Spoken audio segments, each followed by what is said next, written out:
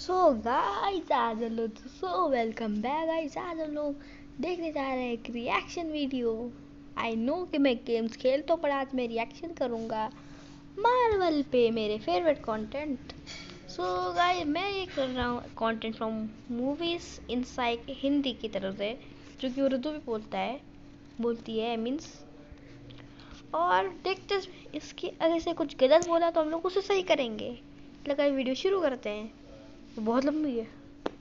तो मूवी के स्टार्ट में हम एक लड़की जेन फोस्टर को देखते हैं। उसके साथ उसके प्रोफेसर और उसकी असिस्टेंट भी होती है। वो लोग खुले आसमान के नीचे कोई रिसर्च कर रहे होते हैं। तभी उन्हें आसमान से कोई लाइट निकलती हुई दिखाई देती है और तभी वहाँ पर एक बहुत बड़ा टोर्नेडो आता है और उसमें से एक आदमी बाहर आकर गिरता है जिसने कपड़े तक नहीं पहने होते और प्रोफेसर उनको कुछ कपड़े पहनाता है। अब यहाँ से स्टोरी आती है पास्ट में और हमें मिड कार्ड का सीन दिखाया जाता है। ऐसा किंगडम और ऐसी दुनिया जो कि जमीन से ऊपर है उसे एस्गार्ड कहते हैं और मिडगार्ड उसे नीचे वाली दुनिया यानी जमीन को कहते हैं। वहाँ पर कुछ फ्रोस्ट जायंट का अटैक होता है क्योंकि वो मिडगार्ड पर कब्जा करना चाहते थे, लेकिन तभी वहाँ पर एस्गार्ड से एक किंग आता है जिसका नाम किंग ओडिन होता है और उन सब जायंट से लड़कर उन्हें हरा देता है। इन जायंट्स के लीडर का नाम लोफी होता है और किंग ओडिन लोफी को पूरी तरह से हरा देता है।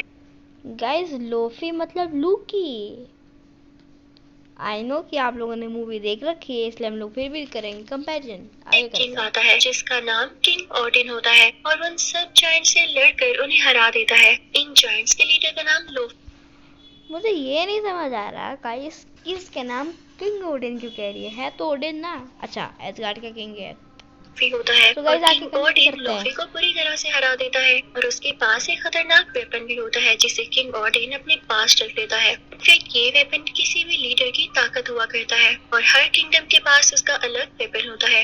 इस वेपन की खासियत ये थी कि किसी भी चीज को फ्रीज कर सकता था। अब किंग ओडिन उस वेपन को अपने साथ ऊपर एस्गार्ड में ले आते हैं। इसी ओडिन अब कैसल में पहुँचते हैं तो हम उनके दो बेटों को देखते हैं। एक का नाम थोर होता है और एक का नाम लोकी। किंग ओडिन अपने बच्चों से कहते हैं कि आओ मैं तुम्हें एक चैम्बर में लेकर जाता हूँ जहाँ पर मैंने वेपन्स की कलेक्शन कर रखी है। जब वो लोग वहाँ पर जाते हैं तो हम देखते हैं वहाँ पर म्योनिर भी होता है, यानी मूवी के आगे जाके जो थोर का हैमर बनेगा। साथ ही साथ वहाँ पर कॉस्मिक क्यूब भी होता है। अब कई साल गुजर जाते हैं, थोर और लोकी बड़े हो चुके होते हैं और आज वो दिन होता है जब किंग ओडिन ने थोर को किंग बनाना होता है। वहाँ पर सब लोग आए होते हैं, लेकिन इससे पहले कि किंग ओडिन ये अनाउंस करते कि थोर अब यहाँ का किंग होगा, इससे पहले ही बहुत बड़ी प्रॉब्लम हो जाती है। वहाँ पर फ्रोस्ट जायंट्स अटैक कर देते हैं क्योंकि वो अपने वेपन को वापस लेने आए होते हैं। किंग अपने खास सिक्योरिटी गार्ड को ऑर्डर देता है इनको खत्म कर दो। उसका नाम डिस्ट्रॉयर होता है और डिस्ट्रॉयर जल्द ही उनको खत्म कर देता है। अब किंग थोर और लोकी उस चैम्बर की तरफ जाते हैं ये देखने के लिए कि कहीं उनका वेपन चोरी तो नहीं हो गया, लेकिन वो वेपन लकीली वहीं पर होता है। अब थोर अपने फादर से कहता है कि हमें उनसे बदला लेना होगा तो उसके फादर उसे मना करते हैं कि वेपन को तो कुछ भी नहीं हुआ तो तुम्हारा वहाँ पे जाना फजूल है। तो थोर कहता है मैं वहाँ पर जाऊंगा ताकि वो लोग यहाँ पर वापस दोबारा ना आ सके। फिर थोर अपने साथियों के पास जाता है और उनसे कहता है कि मेरे साथ आओ, हम लोफी के किंगडम पर अटैक करेंगे। अब उसके साथी मान जाते हैं और वो सब उस तरफ निकल पड़ते हैं। उस रास्ते पर पहुँचते ही वो देखते हैं। और हाँ गाइज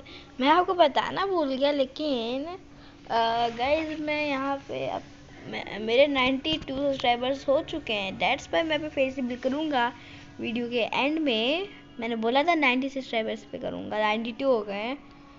थैंक्स गाइज, मैं फेस रिवील कर दूंगा वीडियो के एंड में। आधे घंटे तक देखना पड़ेगा। वहाँ पर एक सिक्योरिटी गार्ड है जो कि किंग ओडिन का खास आदमी होता है। लिटरली इस बंदे का नाम हेमदाल है।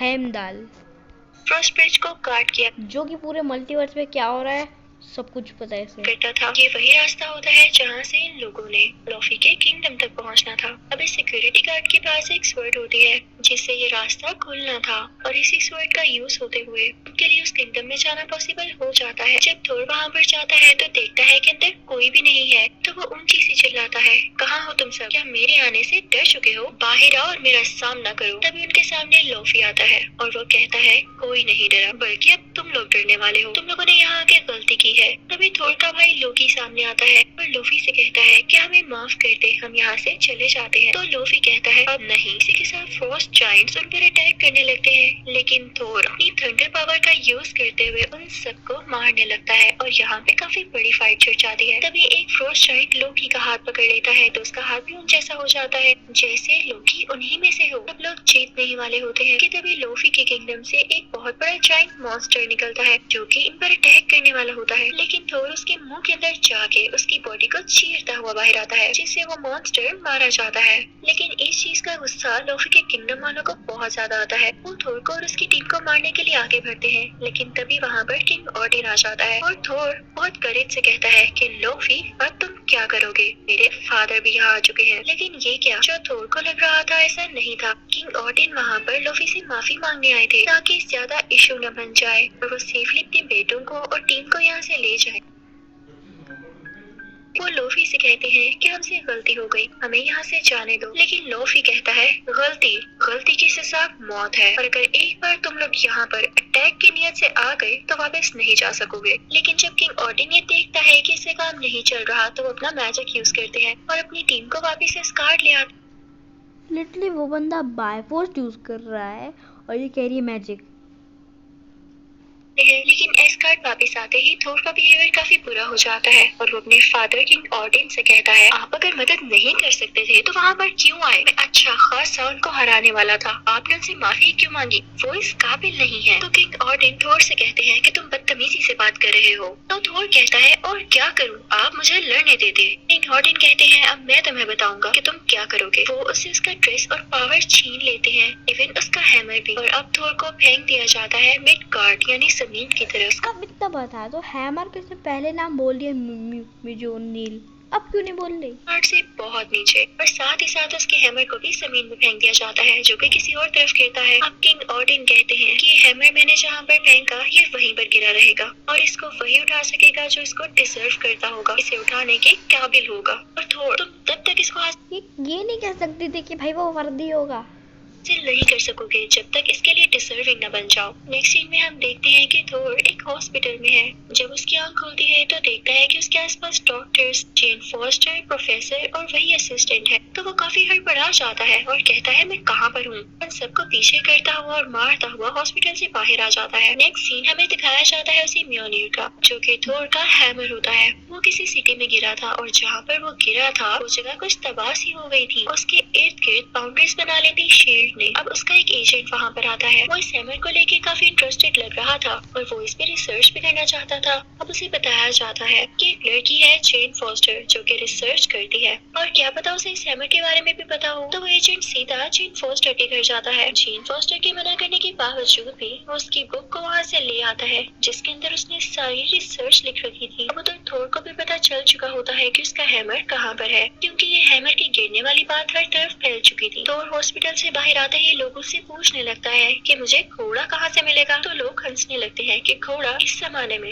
यहाँ कोई घोड़ा नहीं है। तभी आती है वहाँ पर जेन और थोर से कहती है आओ मेरी गाड़ी में बैठ सकते हो तुम, मैं तुम्हें इस जगह तक ले जा सकती हूँ क्योंकि मुझे खुद भी वहाँ जाना है, लेकिन प्लीज अपनी जुबान बंद रखना। ये लोग वहाँ पर पहुँच जाते हैं तो देखते हैं कि थोर के हैमर को काफी सिक्योरिटी के अंदर रखा गया है और उसे कोई हाथ भी नहीं लगा सकता। थोर अंदर जाता है सब सिक्योरिटी गार्ड्स और आदमियों को मारता हुआ क्योंकि इन लोगों ने उसके अपने हथौड़े यानी हैमर पर कब्जा कर रखा था। आखिरकार थोर उस जगह पर पहुंच ही जाता है जहाँ पर हैमर होता है। उसे खुशी से उठाने लगता है लेकिन ये क्या, उससे हैमर उठाया ही नहीं जाता। थोर को बहुत दुख होता है और उसे गुस्सा भी आ रहा होता है। इतनी देर में शील्ड के एजेंट्स आ जाते हैं और वो थोर को जेल में बंद कर देते हैं। थोर देखता है कि वहाँ पर लोकी भी है। लोकी उसके पास आता है और उससे कहता है थोर तुमने बिल्कुल अच्छा नहीं किया, तुम्हारी वजह से फादर की डेथ हो चुकी है, किंग ऑडिन मर चुके हैं, उन्होंने तुम्हारा गम ले लिया था। तो थोर को काफी दुख होता है और उसे रिग्रेट भी हो रहा होता है कि उसने अपने फादर से बदतमीजी क्यों की और वो इसी सोच में गुम हो जाता है। अब रात को जेन के साथ जो प्रोफेसर होता है वो यहाँ पर आता है और जेल वालों को थोर का नकली ID कार्ड दिखाते हैं। कहते हैं कि इससे गलती हो गई, इसे नहीं पता था कि रिस्ट्रिक्टेड एरिया है, अब आप इसे मेरे साथ भेज दें, दोबारा ऐसा नहीं होगा। अब वहाँ से निकलते ही वो दोनों ड्रिंक करने लगते हैं,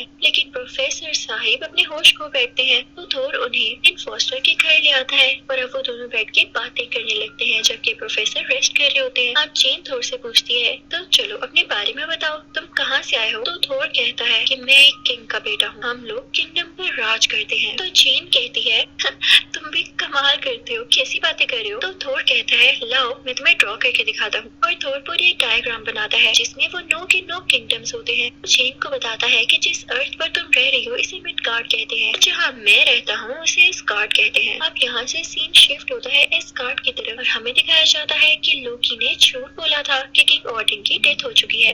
वो तो भी जिंदा होते हैं लेकिन अभी भी होशी की हालत में होते हैं और लोकी उनके पास ही बैठा होता है। वहाँ पर लोकी किसी अनकॉन्शियस है। मैंने ये मूवी बिल्कुल नहीं देखी।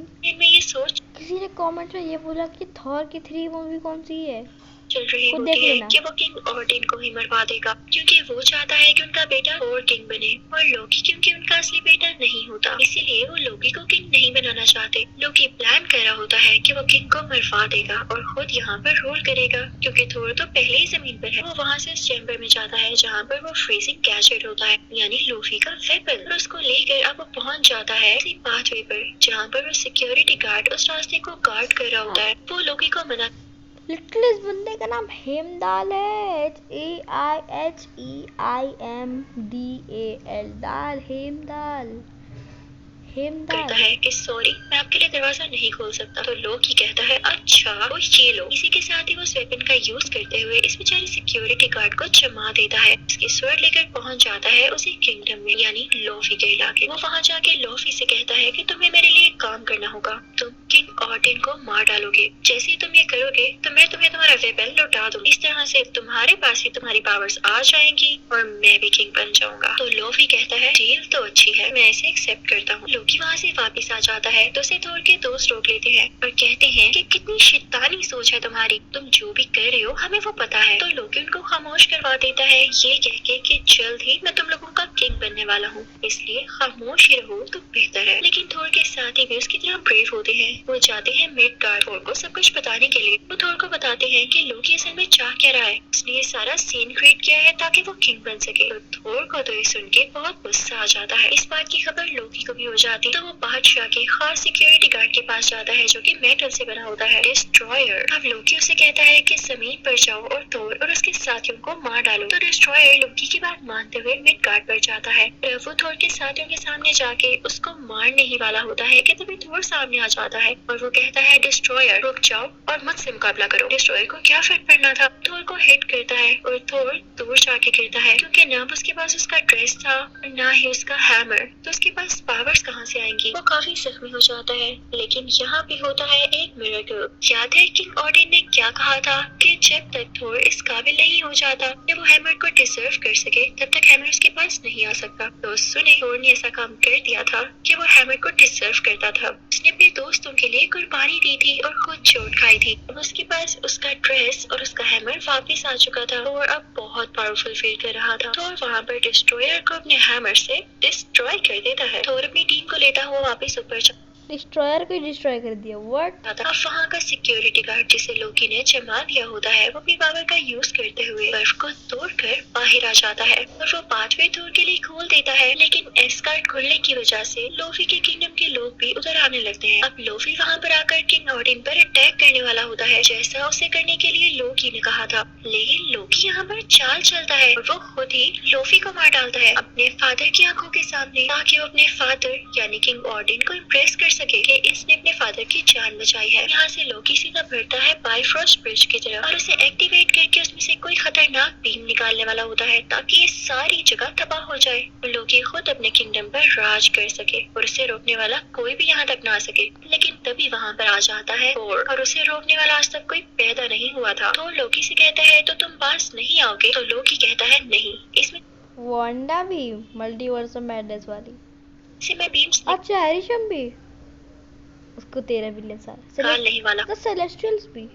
तो शुरू थोर कर कहता है, अच्छा ठीक है। अब कमेंट में किसी ने ये लिखा ना कि भाई बहुत परेशान कर रहे हो, बहुत परेशान कर रहे हो, देखने तो अच्छा भी देखो तुम लोग। पे। थोर अपना हैमर उस ब्रिज के ऊपर दे मारता है जिससे वो ब्रिज डिस्ट्रॉय हो जाता है। लोकी ये देख के हैरान रह जाता है, लेकिन ब्रिज टूटने की वजह से वो दोनों ब्रिज से नीचे गिरने वाले होते हैं। तभी वहाँ पर किंग ओडिन आते हैं जो कि थोर का हाथ थाम लेते हैं ताकि वो नीचे न गिरे। लोकी ने थोर का हाथ पकड़ा होता है, लेकिन जब उसे रियलाइज होता है कि वो इस काबिल नहीं था कि कभी भी अपने फादर को इम्प्रेस कर सके, तो वो अपना हाथ थोर से खुद ही छुड़वा लेता है। हर तरफ ये बात फैल जाती है कि लोकी ब्रिज से गिरकर मारा गया। अब किंग ओडिन आते हैं थोर के पास और उससे कहते हैं कि जब तक मैं जिंदा हूँ मेरी यही ख्वाहिश है कि मेरा बेटा मेरी आंखों के सामने किंग बने। तो थोर अपने फादर से कहता है, नहीं, मुझे अभी बड़े बड़े काम करने हैं और आज जैसा बनना है। जब मैं वाकई इस काबिल हो गया तब आप मुझे किंग बना दीजिएगा। अब इस पार्ट के एंड में हम देखते हैं कि लोकी मरा नहीं होता, बल्कि वो पार्ट 2 में जिंदा होकर जरूर आएगा। इसी के साथ ये पार्ट 1 यहीं पर खत्म होता है और अब मैं आपको एक्सप्लेन करने वाली हूँ पार्ट 2। तो फाइनली पार्ट 2 शुरू हुआ। 13 मिनट का था। पार्ट 2 के शुरू होते ही फर्स्ट के सीन को दिखाते हुए जहाँ पर हमें किंग ओडिन के फादर दिखाए जाते हैं। वो किंग ओडिन, हाँ सॉरी, ओडिन के फादर। अरे यार, ओडिन के फादर का नाम बॉर है, बॉर। अब किसी कमेंट्स में बोला ना, किसी कमेंट्स में गौर नहीं लिखेगा। अब नाम उसका बॉर है, ओडिन के फादर का। तो गौर कौन है? का दौर चल रहा एक सेकेंड, फिर तो थॉर की 4 मूवी भी हो गई। था और बता दो कि मूवी नंबर 3 असल पार्ट नंबर 3 असल में और कुछ नहीं बल्कि उनका रैग्नारॉक दुश्मन था मेलिकट। उसके पास भी एक वेपन हुआ करता था जो उसकी ताकत था। मेलिकट चाहता था कि वो पूरे 9 किंगडम्स पर अटैक करके उन पर कब्जा कर ले, लेकिन किंग ओडिन के फादर ऐसा होने नहीं दे सकते थे। तो वो मेलिकट और उसके साथियों को हरा के वहाँ से दूर भेज देते हैं और वो मेलिकट से उसका वेपन लेके जमीन की गहराइयों में दफना देते हैं। अब जब मेलिकट को रियलाइज होता है कि उसे उसका वेपन ले लिया गया है और उसके मुकाबले में कोई आम इंसान नहीं खड़ा बल्कि द ग्रेट किंग है, तो अपने खास साथी को बुलाता है और कहता है कि अभी हमारे लिए गहरी नींद लेना बेहतर है और जब हालात बेहतर हो जाएंगे तो हम खुद ही लौट आएंगे और अपना वेपन भी वापस हासिल कर लेंगे। मेलिकट और उसका अजीब और गरीब साथी गहरी नींद में सो जाते हैं। कहानी आती है प्रेजेंट की तरफ। मेलिकट अभी तक सोया होता है। खैर, ये तो एक अलग कहानी है, लेकिन अगर हम बात करें एस्गार्ड की, तो वहाँ पर सबको पता चल चुका होता है कि लोकी ने अपने फादर को धोखा देने की कोशिश की थी कि नजरों में अच्छा बनने के लिए। अब वो पकड़ा जा चुका होता है क्योंकि वो मरा नहीं था, जिंदा था और थोर उसे पकड़कर किंग ओडिन के पास ला रहा होता है। इसके बाद अगले सीन में हम थोर को काफी शानदार लड़ाई करता हुआ देखते हैं और ये लड़ाइयाँ वो अपने किंगडम को बचाने के लिए किया करता था और उन लोगों के लिए जो खुद अपने लिए कुछ कर नहीं पाते थे और इतने ताकतवर नहीं थे, वो सब थोर से मदद मांगा करते थे और ये थोर की अच्छाई थी कि वो उनकी मदद कर भी दिया करता था। फिर थोर जाता है अपने फादर के पास और उनसे बातें करने लगता है। यहाँ हमें पता चलता है कि बाइफरोस्ट ब्रिज दोबारा से रिपेयर हो चुका है और अब वो बिल्कुल ठीक से काम भी करने लगा है। अब किंग ओडिन थोर को बताते हैं कि बेटा, जल्दी वो वक्त आने वाला है जब 9 के 9 किंगडम्स एक अलाइनमेंट में आ जाएंगे। जैसे वो इकट्ठे होंगे एक पोर्टल खुल जाएगा और मेलिकट ने कहा था जब ऐसा टाइम आएगा तो वो भी लौट आएगा, तो तुम्हें होशियार रहना होगा। उधर जमीन पर हम जेन फॉस्टर और उसके असिस्टेंट को देखते हैं जो कि इसी टॉपिक पर बात कर रहे होते हैं। वेल गाइस, ये था मैं इस वीडियो को 2 पार्ट में डिवाइड कर रहा हूँ। ये पार्ट नंबर 1 था। आज के लिए रखते, गुड बाय।